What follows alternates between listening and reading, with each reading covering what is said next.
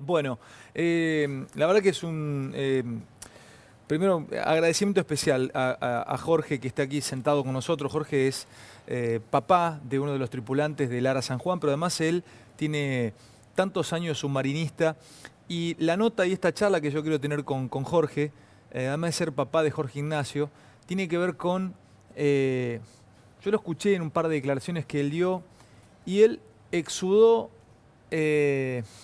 argentinidad cuando habló. Entonces yo sé que ustedes del otro lado nos ven en cada pueblo, en cada rincón de la República Argentina. Este es un programa muy especial a esta hora donde se están yendo a descansar, donde terminaron el día. Entonces pido especialmente atención a poder escuchar la charla con Jorge, que por supuesto que va de pronto a tocar alguna cuestión ligada a la situación que él está viviendo como familiar, como papá de uno de los tripulantes del Ara San Juan, pero tiene que ver con otras cosas también. Jorge, le agradezco mucho que esté aquí y bueno, simplemente, es más, está a expresarle mi solidaridad. Muchas ¿Cómo está gracias. viviendo? A ver, cuénteme, porque es una situación, cada día que pasa se van perdiendo más las esperanzas, pero la esperanza siempre está latente, ¿no? La esperanza está siempre latente, por supuesto, y yo uso una figura, digamos así, imaginativa, de decir, eh, en mi familia, y me imagino que en la familia de los otros 43 tripulantes, tenemos prendida una llamita del milagro. Llamita que antes era de esperanza exclusivamente y ahora raya El con milagro. el milagro. Que como nosotros somos una familia de fe, practicantes, católicos, eh, esa llamita sigue brillando, sigue ardiendo y será lo último que se apague.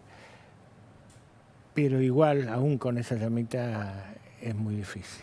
Usted, cuénteme de su familia y cuénteme de su hijo. A ver, cuénteme, usted está con su señora, ¿cuántos hijos son? Yo soy casado, sí, tengo 5 hijos, Jorge el mayor, el único que siguió en la Armada, los otros 4 con diferentes profesiones y ocupaciones, que me han dado 8 nietos fantásticos. Bueno, uno de mis hijos tiene su familia en España, y Jorge la tiene en Mar del Plata, donde vive con mi nuera y su hija Pilar. ¿Qué edad tiene Pilar? Pilar tiene 10 años. ¿Sabe qué? Yo lo escucho a usted, lo he leído, pero básicamente lo he escuchado. Y usted tiene una prestancia, tiene una gravedad ante lo que está viviendo. Yo sé que usted es marino de carrera, usted ha sido comandante del Ara San Juan, pero o sea, usted es un hombre de mar. Sí. Entonces, desde cómo vive esta situación, yo me imagino que usted por dentro debe tener la misma tristeza y la misma desazón y la misma situación o el mismo desgarramiento que tiene cualquier otro familiar, pero Sí. usted tiene otra, no sé, lo veo acá, lo tengo enfrente, lo miro a los ojos, conecto con usted, digo, usted es un marino, usted es un hombre de mar y lo he escuchado decir que esto era posible que en algún momento pudiera ocurrir, o sea, no básicamente porque el submarino, después hablábamos si estaba o no estaba en condiciones, o sea, es como un bombero o como un policía, un servidor Exactamente, público, o exactamente, sea, sí, exactamente.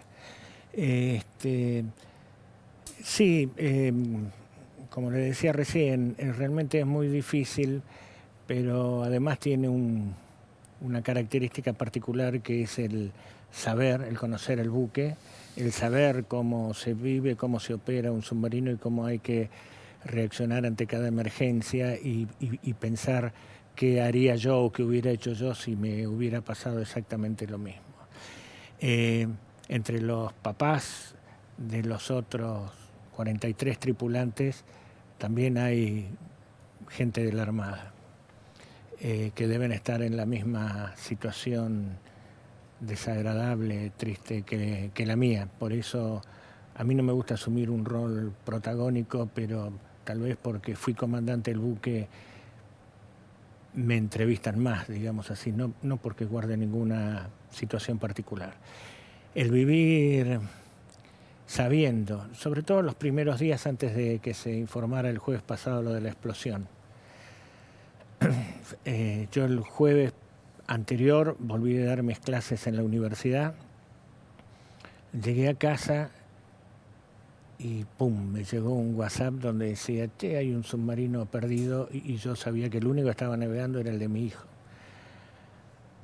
A partir de ahí me puse a trabajar como si estuviera navegando, a poner puntos en las cartas, a ver, dijeron que esto, dijeron lo otro. ¿Lo hizo en su Y casa? Empezó como sí, y yo escuchaba los comunicados oficiales nomás,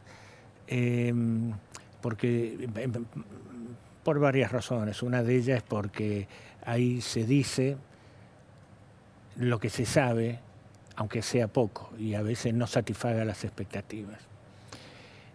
Además lo conozco al vocero y hasta lo escuchaba al capitán de navío Balbi, lo conozco desde que era chiquito, porque el padre también era submarinista, fue jefe mío. Balbi fue comandante de mi hijo en otro submarino, es decir, la comunidad de submarinistas es poca.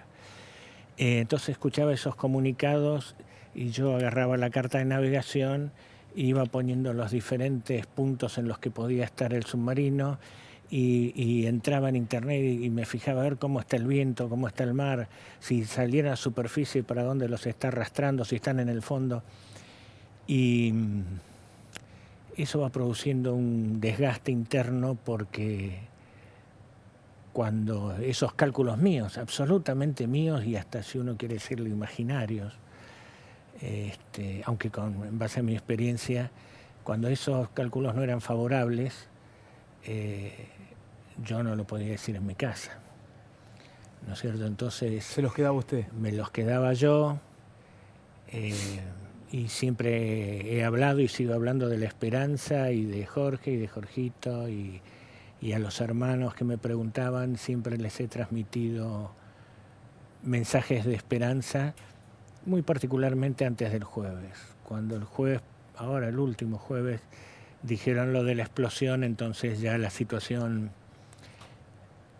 anímica cambió para cada uno de nosotros, de los familiares, cambió me imagino yo, en diferentes circunstancias, por las reacciones que he podido ver, típicas de cualquier ser humano que enfrenta una desgracia familiar. Para mí, bueno, fue a lo mejor de otra manera o similar, no sé, pero yo lo encaré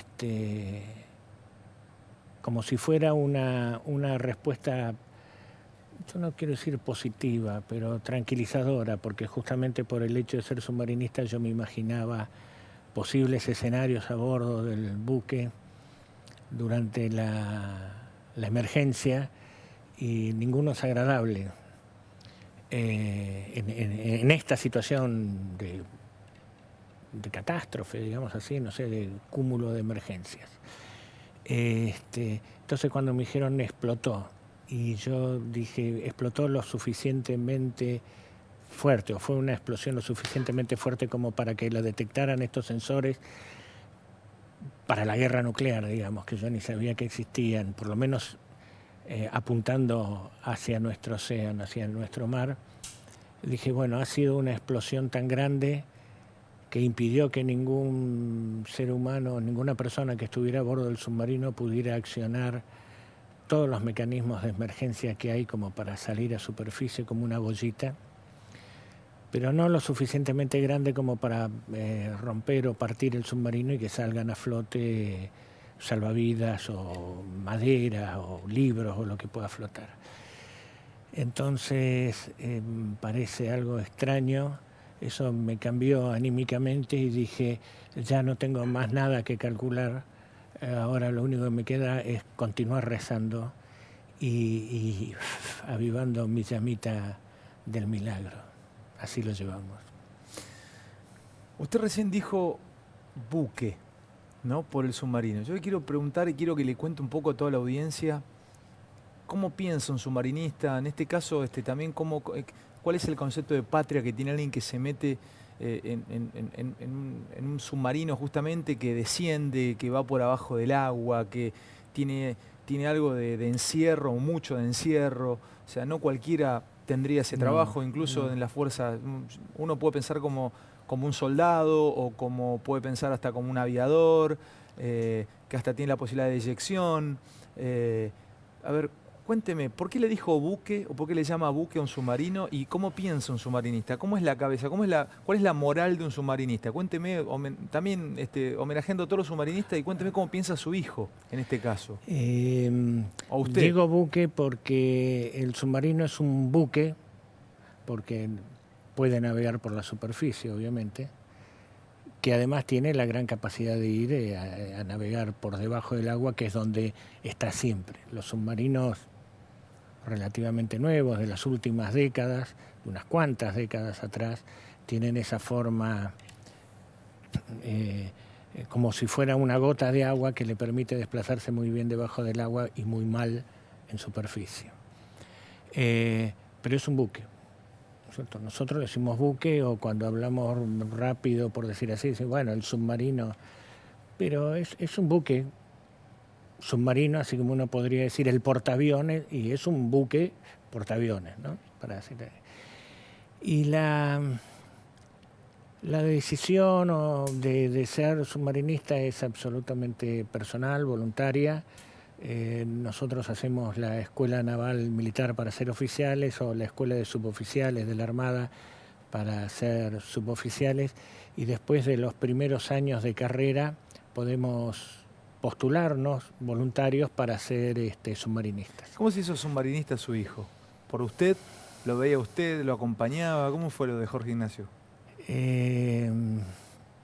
Sí, yo creo que siempre de alguna manera alguno de los hijos, sobre todo cuando uno tiene 5, alguno le pica el bichito de la profesión que está haciendo el padre, como en cualquier profesión, en cualquier trabajo.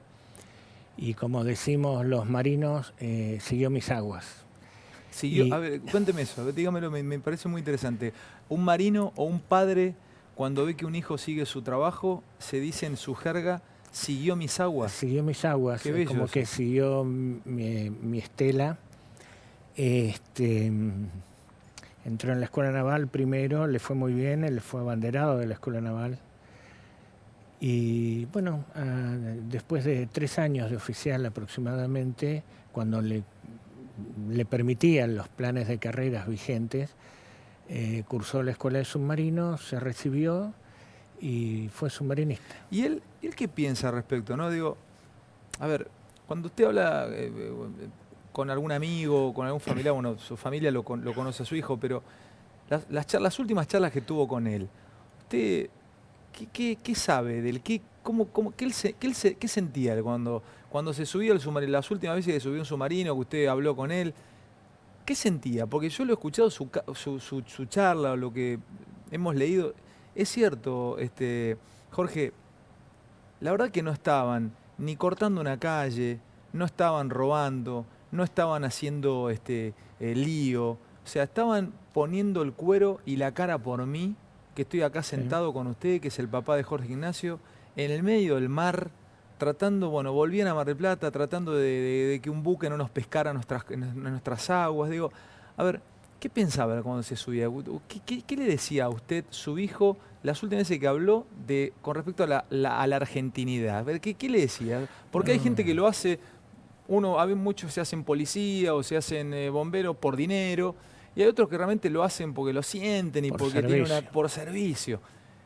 Jorge, cuénteme de Jorge Ignacio. Bueno, todo joven que ingresa a una institución como una fuerza armada, una fuerza de seguridad o a un cuerpo de bomberos voluntarios o algo así, lo hace con un gran entusiasmo y vocación por servir a otros, porque en particular la tranquilidad que siempre me quedó cuando Jorge me dijo que quería entrar en la Escuela Naval es que, bueno, no está entrando por dinero. Repítame eso. ¿Usted lo sintió? Cuando su hijo entró a la Escuela Naval, sintió que no lo hacía por dinero, lo hacía porque sentía eso. Claro, sí, pero ninguna duda, porque tanto mis hijos como los hijos de otros marinos militares, ¿no? Oficiales, suboficiales, no entran por dinero porque han vivido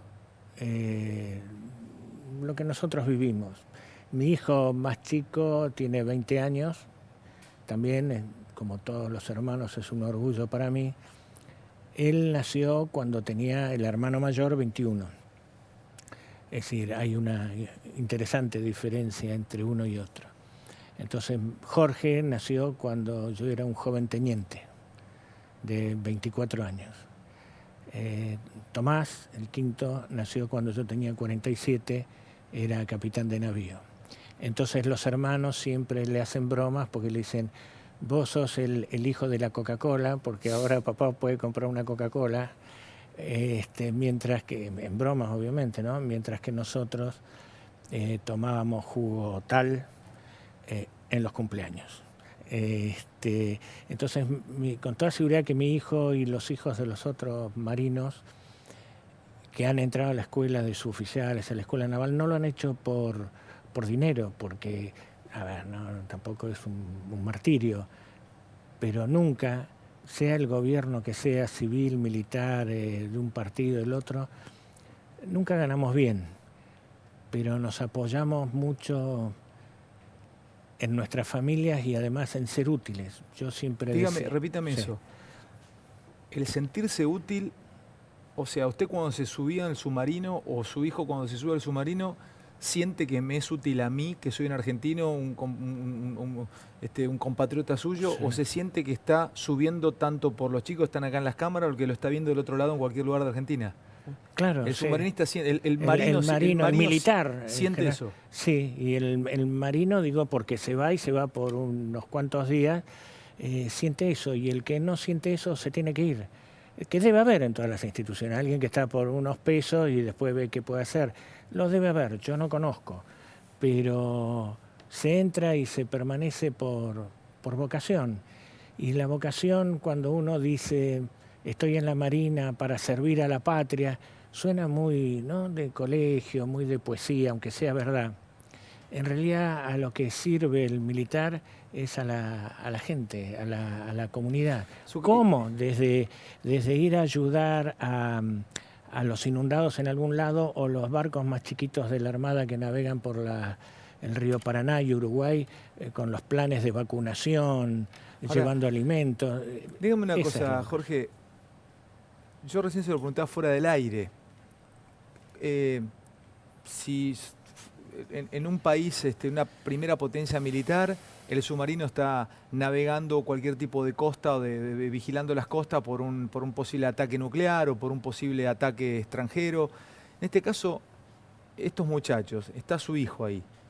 El trabajo era de pronto darse cuenta que estaban pescando adentro de nuestras aguas y tener que hacer una aparición. Porque usted me contaba recién que los barcos pesqueros extranjeros funcionan como flotas militares, flotas navales. Sí, sí. O sea, no es uno que funcionan en tándem. Y si vos ven, sos un barco de prefectura, te ven. O sos de la Marina, te ven.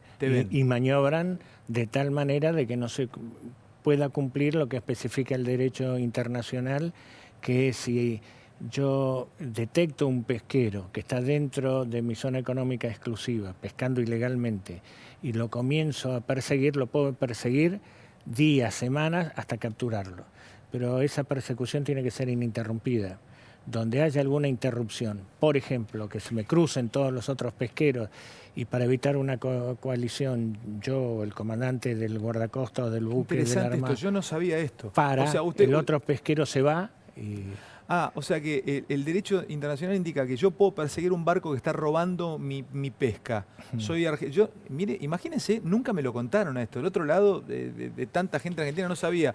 En cambio, si yo con un submarino puedo sumergirme y seguir persiguiéndolo. No, el objetivo que vaya el submarino es que vea, no sea detectado, y entonces avisa. Y el buque de superficie, por ejemplo, o un avión, puede volar y tiene que fotografiar al barco, de tal manera, al infractor, dentro de la exclusión, y que en la foto salga el GPS. Entonces es la prueba que se lleva a la justicia si es que se captura el barco, porque cuando se lo captura se lo lleva a un puerto e interviene un juzgado federal. Entonces el submarino hace esa patrulla porque es más difícil que lo vean. Pero, digamos, no es la función exclusiva. Ellos salieron para hacer ejercitaciones con el resto de la flota y para adiestrarse y prepararse para la función principal de una armada, que es defender. Una pregunta más, ¿no?, que quiero, a ver, Jorge, la verdad, reconociendo, homenajeando el laburo de su hijo y de tantos otros marinos. Sí. En este caso, Jorge Ignacio está en el submarino, está en el Ara San Juan. Usted fue comandante de este submarino, pero me interesa conocer un poco más la moral del marino, qué sienten ustedes los marinos. El que nos está viendo del otro lado, que es médico, lo está viendo un pediatra, lo está viendo un abogado, lo está viendo un remisero, lo está viendo un camionero. Bueno, el camionero, por supuesto, no va a la guerra, pero sabe que cada vez que va en su camión tiene cierto riesgo Claro. a que le pueda pasar algo en la Sí. ruta. Me imagino que cada vez que sale y abraza a la mujer o alguien que la... Ahora, no es común esa sensación a cualquiera. Cuénteme la sensación de ustedes. En este caso, su hijo cuando sale o cuando usted salía. ¿Ustedes saben que puede ser la última vez? ¿O no lo tienen en cuenta? ¿Hay algo a ver, ¿cómo es eso? ¿Cómo es Hay su algo cabeza? como de autoprotección, ¿Sí? digamos. Sí. Lo que pasa es que en los submarinos hay tantas medidas de seguridad, digamos, que hasta parece difícil que pase algo como lo que ha pasado. Esto no es normal, esto ha pasado algo absolutamente extraño que no tiene que ver con el mantenimiento, el presupuesto o cosas por el estilo. Esto usted lo refirió. Usted creo que no tiene nada que ver con esto. O sea, esto fue bueno, aún no se ha confirmado, no se sabe lo que ha pasado. Sí. Pero usted es una persona experiente. Lo mismo que se dice de un avión. Y para que un avión le ocurra, hay 3 sistemas de electricidad, eléctrico del avión, falla el primer sistema, va el segundo, falla un sistema, está el tercero, el avión planea, no cae nunca, hay 2 motores o hay 4 motores. Este caso es, y por supuesto, cuando ocurre estamos todos hablando de esto. Claro. Porque el submarino, pues, a ver, mi primer destino fue un submarino que estuvo en la Segunda Guerra Mundial. Yo no me recibí en el 45 ni el 50, ¿no? Yo me recibí submarinista en el 75 y los submarinos, algunos de los submarinos que teníamos habían participado los últimos años en la Segunda Guerra Mundial, igual que los buques de superficie. Esto quiere decir que al San Juan no le pasó lo que le pasó porque era viejo, porque más viejos eran los otros. El submarino, antes de zarpar primero y después, antes de ir a inmersión, tiene, igual que el avión, igual el ejemplo que dio usted, que es perfecto, como le dicen en los aviones, una checklist, digamos, una lista que nosotros decimos lista de verificación de mecanismos, donde va una persona, un oficial, un cabo, y va con la lista y esta válvula tiene que estar cerrada, esta tiene que estar abierta, este mecanismo así, esto en off, esto en on. Eso se chequea siempre. Siempre antes de zarpar. Y se empieza 24 horas antes. Es decir, no es que a las apuradas verifícate que... Después que pasó este señor, o esta persona, hombre o mujer, pasa otro que hace exactamente lo mismo, para asegurarnos que ese que pasó por ahí no se haya distraído y algo que tenía que estar cerrado estaba abierto. Muy bien, eso para zarpar. Después, para ir a inmersión, que con estos submarinos vamos relativamente pronto a inmersión, porque como decía, están diseñados para navegar abajo del agua. Esto pronto quiere decir saliendo de Mar del Plata 3 horas, porque nuestra plataforma baja durante unos cuantos kilómetros con una pendiente muy suave. Antes de ir a inmersión, hay otro chequeo igual para los mecanismos que tienen que ver con inmersión. Ahora, Jorge, perdóneme, ¿sabe qué? Estaba recordando, si vale no sé si vale la comparación, pero recuerdo que acá hemos hablado muchas veces de accidentes aéreos y me quedó un término que no sé si sigue aún en los Boeing o en la última tecnología de aviación, pero que era la gelación, que era que hablando en criollo, se congelaran las alas del avión, que muchas veces se ascendía para esquivar una tormenta, se ascendía, entraban las alas en gelación, eso permitía de pronto alterar la velocidad o tus controles de velocidad, eso. Abrían los flaps o hacían un mal cálculo y el avión caía en picada. O sea, los pilotos en su momento le tenían terror a la gelación. ¿Cuál es el miedo típico de un submarinista, que ocurra qué cosa, por tanto se habló de las baterías, ¿no? No estamos hablando en este caso del Ara San Juan, pero ¿a qué le tienen terror? ¿A qué le tienen miedo? ¿Cuál es el peor escenario para un submarinista? Decir, che, esto Dios quiera que no nos toque nunca. ¿Son las baterías, básicamente? No, a ver, no son las que más preocupan. Sí preocupan porque desprenden hidrógeno, cualquier batería nueva o usada, desprenden hidrógeno y el hidrógeno es altamente explosivo. ¡Pum! Y se terminó. ¿A las baterías desprenden hidrógeno? Desprenden hidrógeno. Todas las baterías, por el proceso químico, todas las baterías desprenden hidrógeno y por eso es que en todos los tanques de batería y en muchos compartimentos de los submarinos hay detectores de hidrógeno, sistemas de ventilación particular, sistemas de aislamiento de esa batería, etcétera. Discúlpame, ¿cómo saca el hidrógeno el submarino en inmersión? Bueno, por eso es que hay que hacer snorkel, ¿no? Conectarse con la superficie, sacar un caño grande, digamos, por el cual se chupa aire. Es igual que estar nadando, haciendo snorkel en una playa. Por eso se llama snorkel. Un cañito que va fuera un buen caño, tubería que va fuera de la superficie del agua. ¿Cuántos metros tenés que estar abajo para que el snorkel llegue a la superficie? 16 metros. ¿A 16 metros haces snorkel? Claro. O sea, depende también, entre 14 14 y 16, depende si el buque está más cargado o menos cargado. Eso cuando se dice que es para cargar las baterías, ¿en realidad es para descargar el hidrógeno de las baterías? ¿O es para cargar eso también es para cargar las baterías y para ventilar el buque. Digamos, por ese caño entra el aire con el que se produce la combustión de los motores diésel que van a recargar las baterías. Entra el aire que ventila el buque para renovar el aire, porque está viciado, pero además al renovar el aire también, así como se lleva el anhídrido carbónico, se lleva el hidrógeno que puede. ¿Qué pasa si entra agua por el snorkel?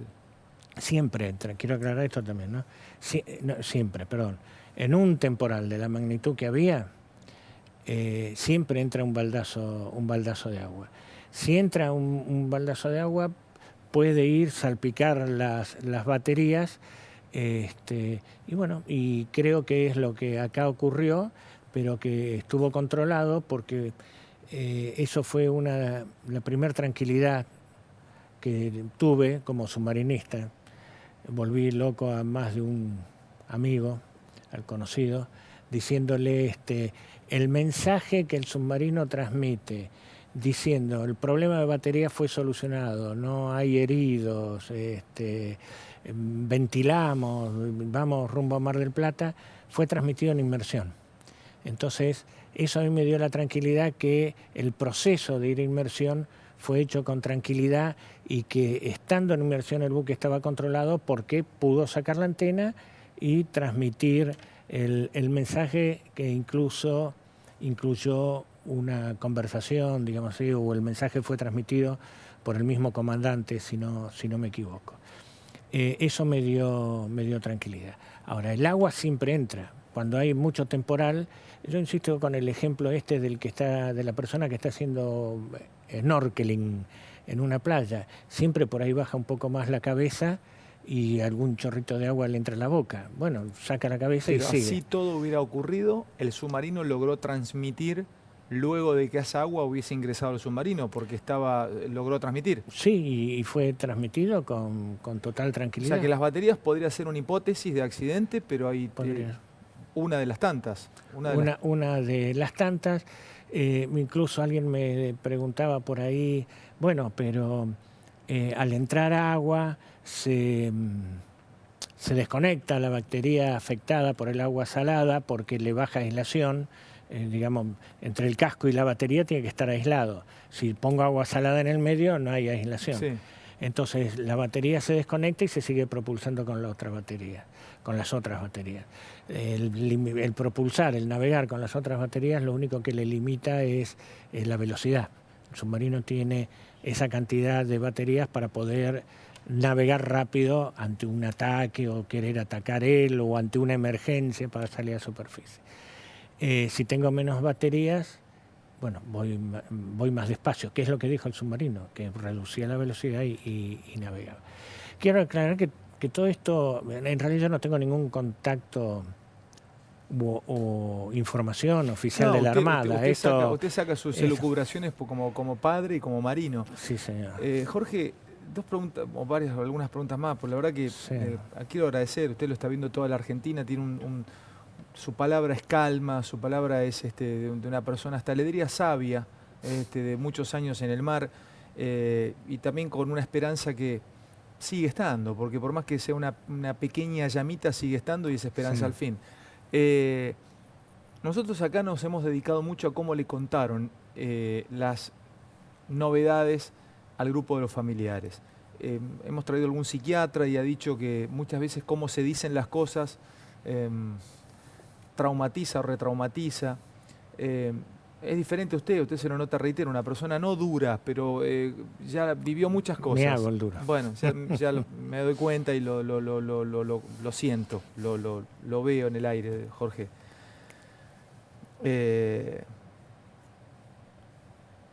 Y lo siento porque soy hijo y porque, o sea, lo veo usted y veo un padre, pero ¿cómo le comunicaron las cosas? A mí, tal cual se los comunican a los padres en Mar del Plata, y desconozco si en algún otro lugar del país. Sí. Mi nuera, por ejemplo, vive en Mar del Plata, decidió no ir a la base porque se sentía más tranquila estando sola, acompañada de alguno de mis hijos, de su hermano, etcétera. Y era notable cómo la Armada primero le avisaba a los familiares y después daba el comunicado. Si como me ha pasado a mí, que me llamaban y yo no estaba en mi casa o tenía el celular apagado, no sé, y entonces, bueno, tampoco pueden parar una rueda de prensa, digamos así, porque no lo encuentran a este señor o esta señora. Yo no sé nada de psicología. Sí son comunicaciones duras para un familiar, no duras como crítica, el contenido, el mensaje, la información que hay que dar es duro, ¿no es cierto? No sé si está mal desde el punto de vista psicológico o no. La verdad que no lo puedo saber. Cada ser humano, además, procesa de manera diferente. Claro. Déjeme las dos últimas. Usted, vuelvo otra vez al punto, yo se lo hablo en presente como si Jorge Ignacio y todos rogamos y soñamos con que esté vivo. Usted como padre nunca puede estar preparado por una cosa así, ¿no? Jamás. Por más que su hijo sea marino, su hijo salía en una misión a metros debajo del mar, en un buque de guerra. O sea, no había guerra, pero es un buque de guerra, es una situación hipotética, o sea, no es que su hijo trabajaba en justamente una profesión que uno no podía imaginarse, una hipótesis horrenda. Pero ¿qué le pasa como padre? Ni así todo no está preparado. No. Y vuelvo a insistir con el tema de saber. Tal vez lo peor que me pasó, no, lo digo, lo peor no. Después de lo que ocurrió, la peor situación es tener conocimiento. Y entonces imaginar... La peor situación, a ver, ¿qué? Lo que yo quiero decir es, los padres que son submarinistas de alguno de los tripulantes y yo, sabemos lo que puede haber pasado, imaginamos lo que puede haber pasado. Y me he pasado noches y días pensando, a ver, esta maniobra, la otra, yo qué hubiera hecho si me pasaba cuando fui comandante. Y en casa me retaban mis hijos o mi señora, porque me decía, deja de navegar, toda la vida lo seguiste a Jorgito, navegando, ahora afloja porque es peor. Escuchar lo que digan. Y no me resigné, porque es verdad, toda la vida profesional de mi hijo, en particular cuando yo me retiré, la seguí muy de cerca porque era una forma de seguir navegando.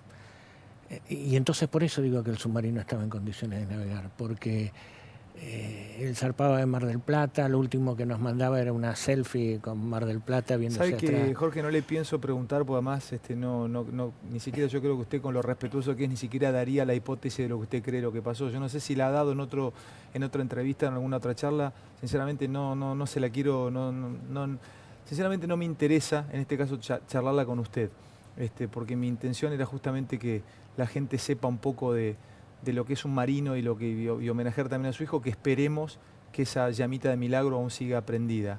Déjeme una cosa más. ¿Cómo no? Usted se recibió submarinista en el 70 y pico. Sí. ¿Cómo vivió Malvinas? ¿Estaba en la fuerza? Yo estaba en la central de operaciones de submarinos. Y desde ahí, bueno, controlábamos por dónde andaban los submarinos, en qué situación estaban. Pero hay un agregado que tiene que ver con para comprender algo de este accidente. Tanto en tiempos de paz como en tiempos de guerra, el submarino habla poco, se comunica poco. No tiene que sacar la antena porque lo ven, porque lo detectan. Entonces, ¿qué se hace? Se le da, entre mensaje y mensaje, se le da un tiempo para que en tiempo de paz vuelva a mandar un mensaje diciendo estamos bien. En este caso, por el nivel de adiestramiento del buque, le dieron 48 horas. Entonces, desde la última comunicación, que estaba todo bien, no tenemos por qué preocuparnos hasta las siguientes 48. En Malvinas no existía ese plazo, porque en la guerra no existe ese plazo, y entonces los submarinos navegaban y nosotros, en la central de operaciones, el comandante del teatro de operaciones, las familias, asumían que el submarino estaba donde tenía que estar. Y si lo habían hundido, no sabíamos.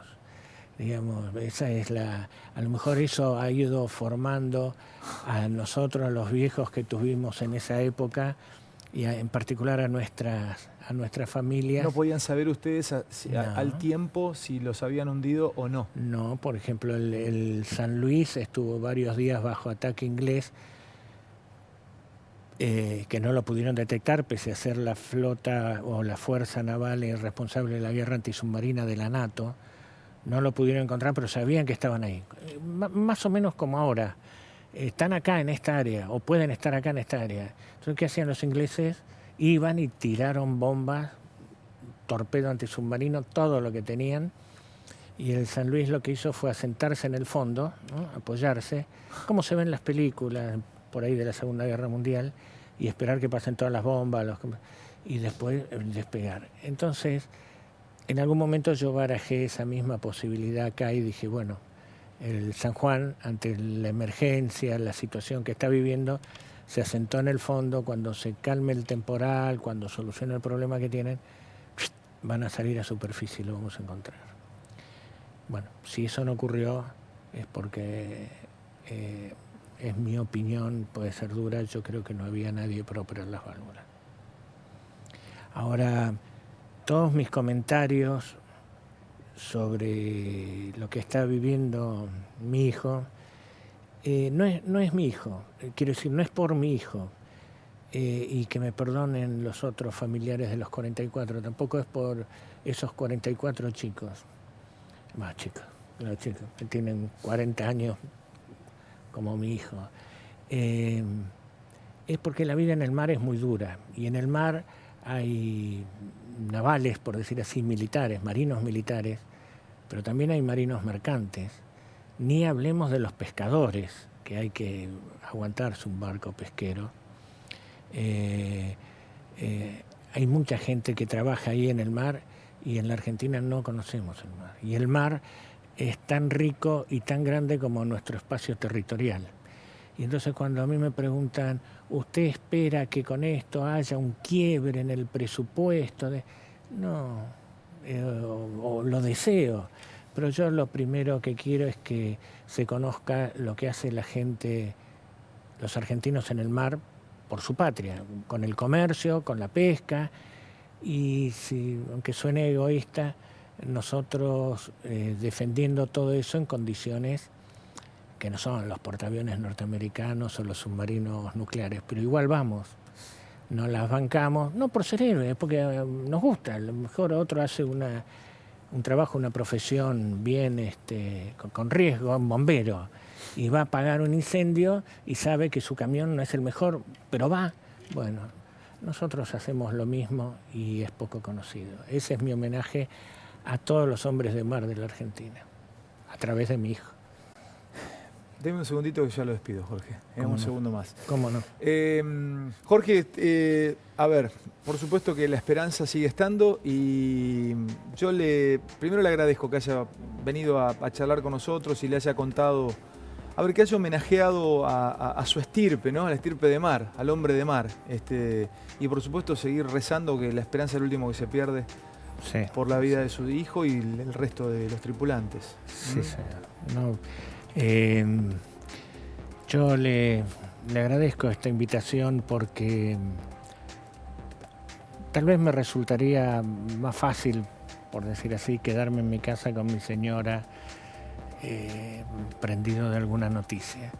Pero como dije hace un ratito, creo que esto tiene que servir para no grandes cosas que acá muchas veces son imposibles, pero al menos para que conozcamos lo que hace toda la gente, todos los argentinos que trabajan en el mar y en particular los militares marinos que estamos de una u otra manera defendiendo la soberanía, que también suena a mucho, pero que en definitiva son recursos del país, y también defendiendo a la vida en el mar, rescatando náufragos, buques averiados y demás. Por eso he venido para homenajear a todos ellos. Te agradezco muchísimo, Jorge. Ojalá que Dios quiera que esta historia termine bien. Ojalá así lo permita. Saludos a su familia, Jorge. Gracias, Alejandro.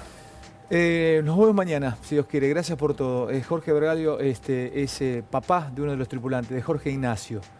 Uno de los tantos hombres de mar que hacen patria por vos y por mí. Vos que estás ahí en tu casa, andate rezando o pidiéndole, así seas agnóstico o ateo, a lo que quieras, pero pedir por esta gente, que seguramente estén donde estén, estarán recibiéndolo con beneplácito. Nos vemos mañana.